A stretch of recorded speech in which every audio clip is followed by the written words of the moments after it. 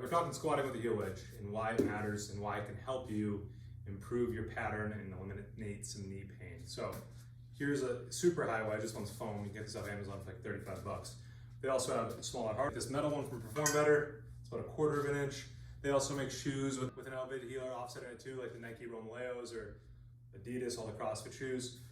The idea is you're gaining extra ankle range of motion, but also when you do go through a squat, when your shin has to translate over your foot, your arch flattens out. So by elevating your heels up, you're allowing more translation in sooner, and you're able to actually use that as an advantage. Another reason why I like this is you actually get more muscle activation. So you can go anywhere from just, again, like 1/4 inch, you can use part of a wedge, or you can use the whole wedge, you can use a big wedge. But I like these for teaching younger kids, for feeling better, for engaging muscle, getting a neurological benefit, because you're gonna be able to activate more muscle. You're gonna learn how to squat with more control, using your brain, teaching yourself to get in new positions.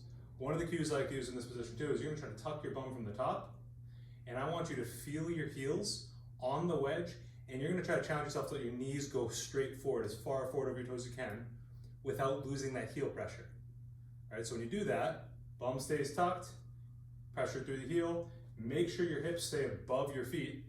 I'm gonna reach my hands forward to engage my lower trap, tuck my bum, breathe in as I go down. Big breath in, try to get that full pressure through my pelvic diaphragm. So I'm gonna breathe in, challenge myself to feel my heel, let my knees come forward. Keep that control as I exhale back up to the top, same thing. Keep pressure forward, shoulders away from my ears, breathe in as I go down. Breathe out as I pop back through. No, you don't need to go all the way down to the bottom. That's just practicing for a full range of motion. So if you do have knee pain, chances are you are having an issue translating or having your shin go over your midfoot. And if you think about it, every step you take, especially if you're running, you're biking, your knee, your shin, it's going over your midfoot. So if you can't do that walking around, why are you trying to force it training? Second piece, lower back and some hip tension.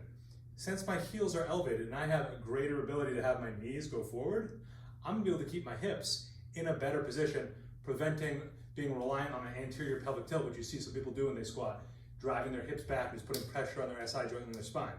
In this position, I'm able to actually have my pelvis, I'm able to use my abs, internal obliques, my transverse abdominals.